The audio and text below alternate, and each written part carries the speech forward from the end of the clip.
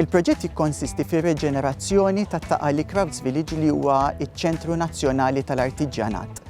Kien sar master plan numru ta' snin ilu illi ġie approvat mill-Awtorità tal-Ippjanar fuq area ta' 70,000 metru kwadru.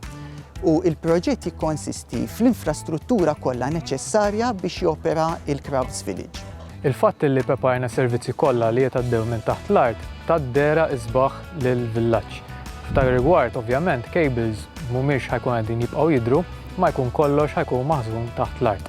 Din tagħti il-benefiċċju tad-dehra iktar moderna, iktar sostenibbli u isbaħ biex dak li jkun jiġu jgawdi dal-villaġġ tant sabiħ.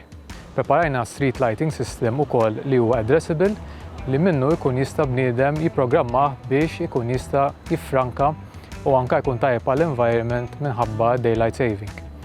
Ix-xogħlijiet jikkonsistu fil-servizzi kollha neċessarji biex il-units kollha jkunu jistgħu joperaw, kif ukoll elementi bħal ġwiebi, bħal ħitan tas-sejjieħ, ħitan retaining walls ukoll, toroq, pavimentar, landscaping, public utilities u anke public spaces bħal meta taraw madwarna.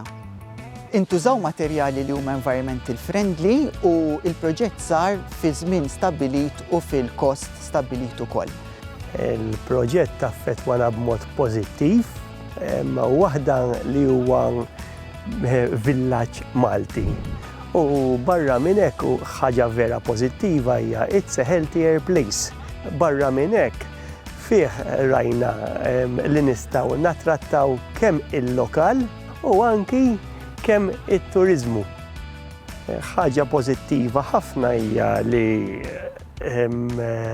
għandek il-walking space mingħajr problema ta' karozzi għaddejjin, għandek ftuħ enormi fejn nies tista' ddur u tgawdi l-postijiet tal-artiġjana u barra minn hekk il-post kellu bżonna minnu fih għax kien fi stat ta' abbandun kbir.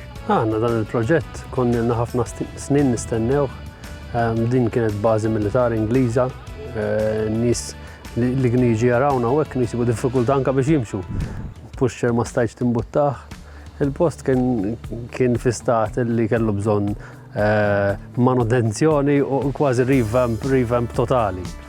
Dal-proġett bidel kollox, għax illum wheelchair, pushchair, kullum kien huwa aċċessibbli għal kulħadd, għamel differenza kbira għax fetħu għal kulħadd.